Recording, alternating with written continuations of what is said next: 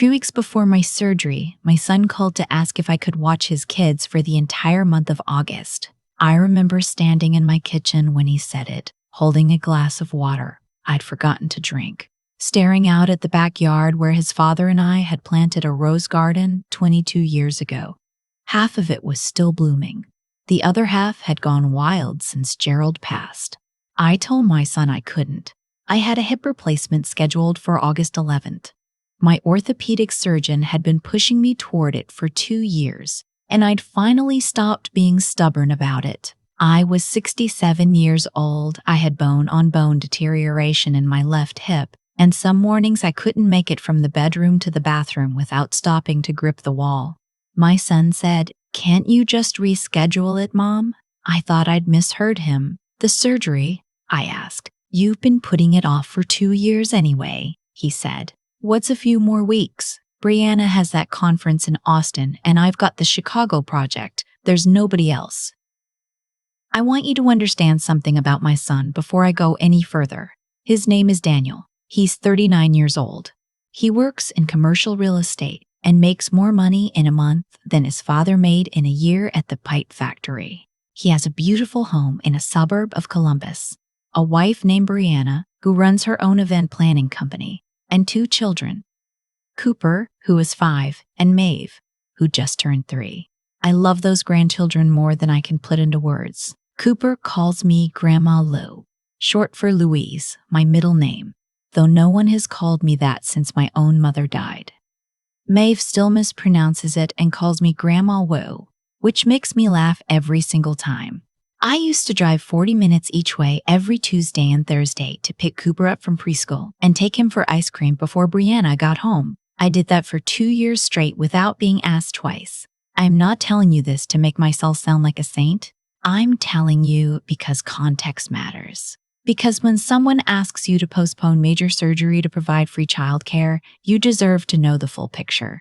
I told Daniel no, gently, the way I've always tried to do things with him because he was sensitive even as a boy and old habits die hard.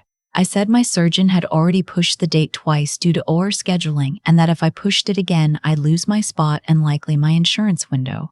I said I was sorry. I said I'd be happy to help them find someone, maybe look into a summer nanny program, and I'd even help pay for the first 2 weeks. He didn't respond the way I expected.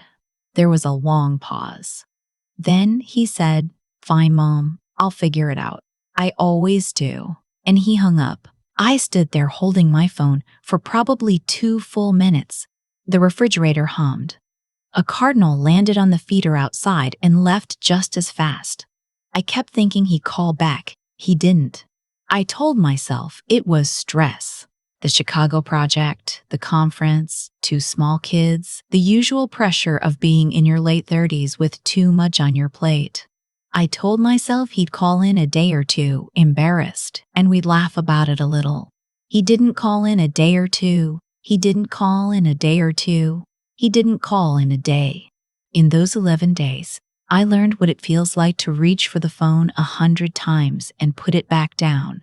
I learned what it's like to draft a text and delete it because you don't want to seem like you're begging for basic decency from your own child. I walked through my house some evenings and found myself looking at the photographs on the wall. Daniel at his high school graduation, Daniel and Brianna on their wedding day, Cooper's newborn photo that I had framed myself and driven down to give them the week they came home from the hospital. And I didn't know what to do with what I was feeling. I want to be careful here. I'm not a woman who catastrophizes. I raised 2 children, mostly on my own after Gerald's accident left him unable to work for 3 years. I managed our finances, kept the house, worked as an office administrator for a pediatric practice for 26 years. I know the difference between a rough patch and something more serious. I know the difference between a son who's overwhelmed and a son who is punishing you.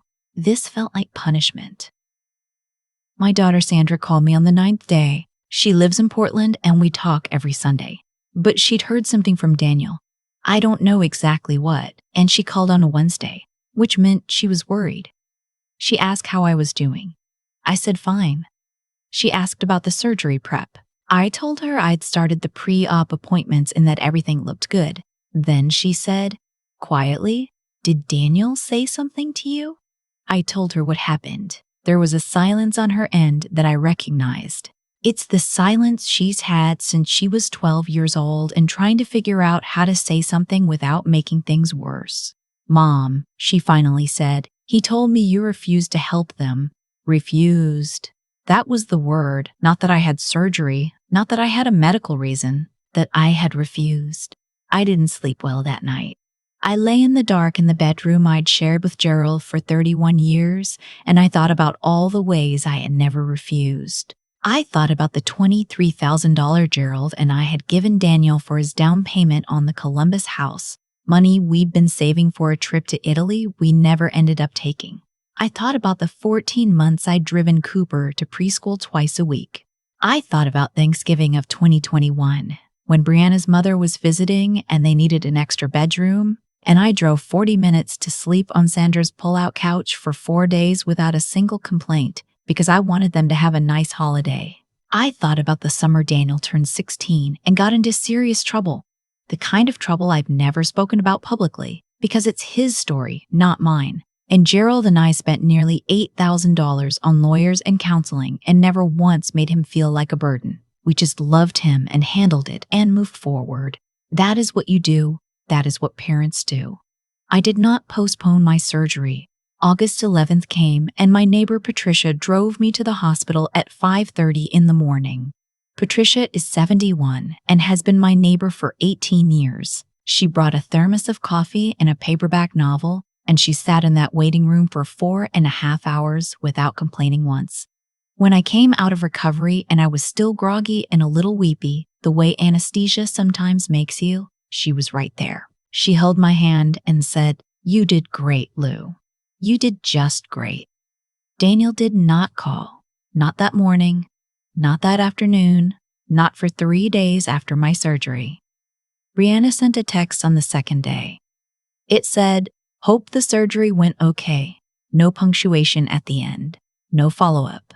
I read it 4 times, trying to decide what it meant, and then I set my phone face down on the nightstand and watched the ceiling fan turn. I was sleeping in my first-floor guest room because I couldn't do the stairs yet. Patricia had stocked my refrigerator before the surgery. Soup, soft fruit, some of the orange Jell-O she knows I like from when I was sick years ago.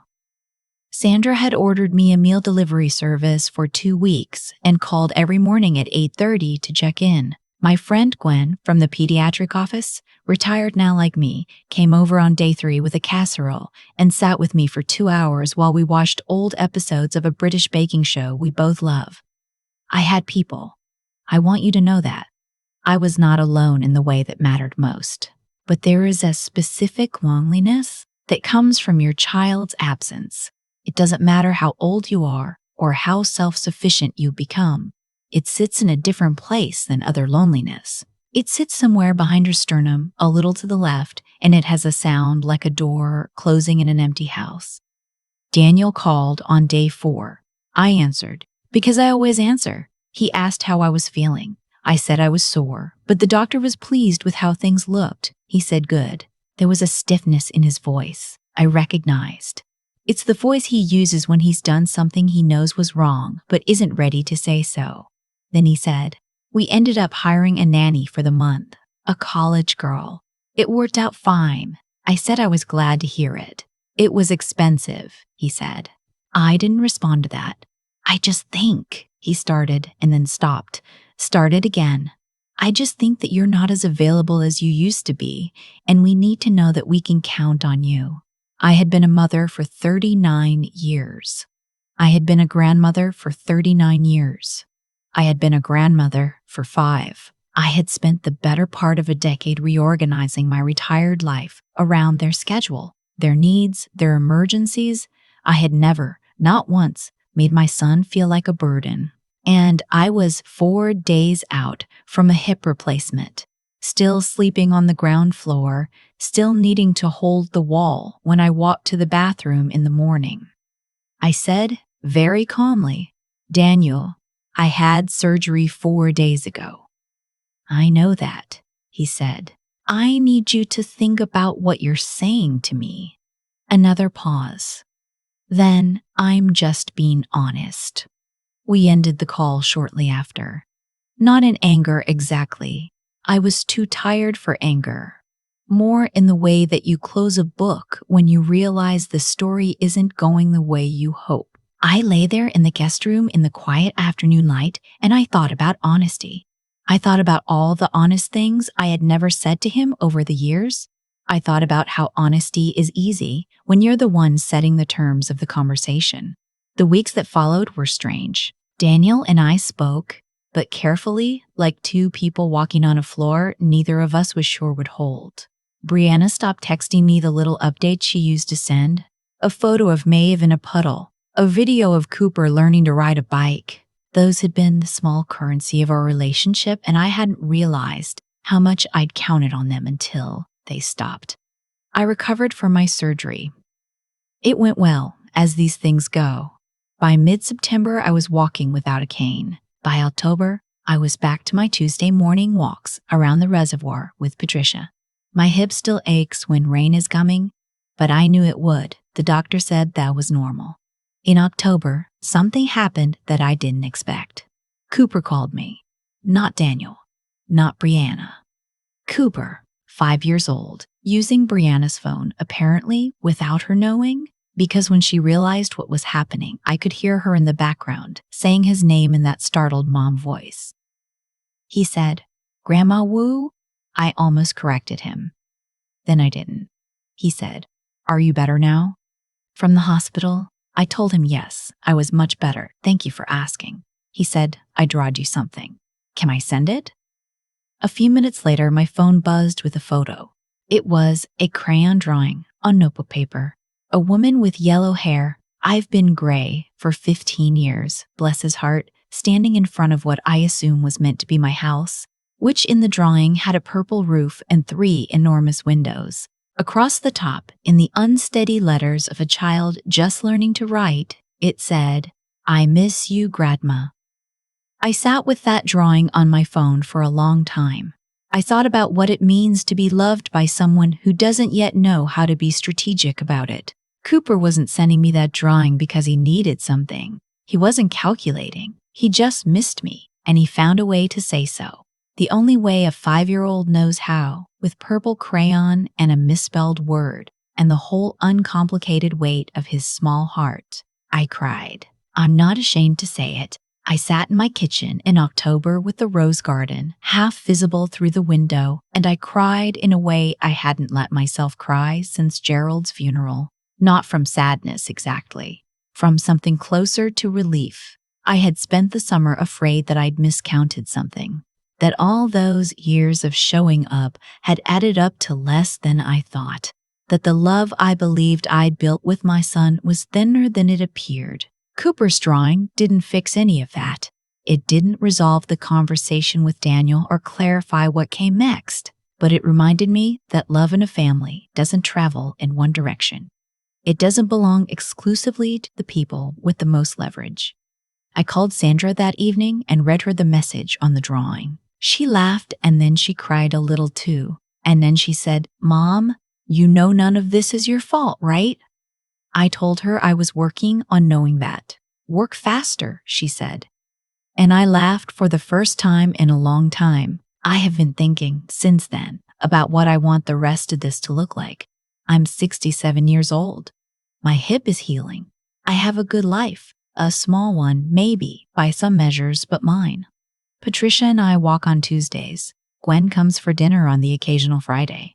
Sandra calls every Sunday at noon, reliable as a clock. I have a garden that needs tending and a guest room that gets good morning light, and a 5-year-old grandson who draws houses with purple roofs and still can't quite say my name right. I decided in November to make some changes, not dramatic ones. I didn't call Danielle with a speech. I didn't rewrite my will in a single afternoon or send a letter cataloging every sacrifice. That's not who I am. But I did stop making myself available in ways that weren't being valued. I stopped offering to help before I was asked. I stopped rearranging my schedule to accommodate every request the moment it came in. I started saying, "Let me check my calendar," instead of course. These are small things. They are also, I've learned, enormous things. Danielle and I had dinner in November. The four of them came to my house, and it was fine. Not warm the way it used to be, but fine. May fell asleep on my couch after dinner with her shoes still on, and Cooper showed me a loose tooth, and I held his face in both of my hands, and I thought, this is still mine. Whatever has shifted between his father and me, this child is still mine. After they left, I stood at the kitchen sink washing dishes the way I have done after 10,000 family dinners, and I noticed that I felt okay. Not happy in the uncomplicated way of earlier years, but okay. Clear-eyed, present in my own life in a way I hadn't been for a long time. Maybe because I'd spent so many years trying to be present in everyone else's. Gerald used to say that the hardest thing about loving people is that you can't control what they do with it. You can only control what you offer. You do your best and you open your hands, and whatever happens next is not entirely yours to determine. He was a wise man, Gerald. Not a perfect man. None of them are, but wise in the particular way of someone who had to learn things the hard way and came out softer instead of harder on the other side. I think about that a lot now. I gave what I had. I gave it fully and without reservation for the better part of 4 decades. If some of it was taken for granted, that is a true thing, and it is painful, and I'm still sitting with the pain of it, but the giving itself. The Tuesday pickups, the down payment, the casseroles, the 14 years of showing up, the simple fact of being someone who could be counted on. None of that was wasted. It lives somewhere in the architecture of those children's lives, even when they can't see it, and Cooper can see it. That purple-roofed house drawn in crayon lives on my refrigerator now, held up with a magnet shaped like a sunflower that Maeve gave me last Easter. Every morning when I open the refrigerator, I see it, and I remember that love doesn't always arrive from the direction you expect. Sometimes it comes from a 5-year-old with a borrowed phone and a purple crayon, and sometimes that is exactly enough. I've thought a lot about what this season of my life has taught me, and I keep coming back to something simple. The way we treat people in their most vulnerable moments reveals exactly who we are, not who we intend to be. Not who we imagine ourselves to be in our better hours, who we actually are. When Daniel asked me to postpone surgery so he wouldn't have to arrange childcare, he wasn't making a logistical request. He was telling me, without realizing it, how he had come to see me, not as his mother, a person with her own body, her own pain, her own needs, but as a resource, something to be scheduled and rescheduled depending on what was convenient for everyone else. I don't say that with bitterness. I say it because I think it matters to name things honestly. Clarity is not the same as cruelty. What I've learned, at 67, is that the way we raise our children to see us will eventually become the way they treat us. I gave Daniel everything I had, and I gave it without conditions, which at the time felt like love. And it was love. But somewhere along the way, I failed to show him that my love for him did not erase my right to exist as a full human being. I showed up so completely, so reliably, so without complaint, that I accidentally taught him my presence was guaranteed no matter what he offered in return. That is not his fault entirely. It is mine too, and recognizing that doesn't make me feel worse. It makes me feel clearer. The hardest kind of wisdom is the kind that asks you to look honestly at your own role in a situation.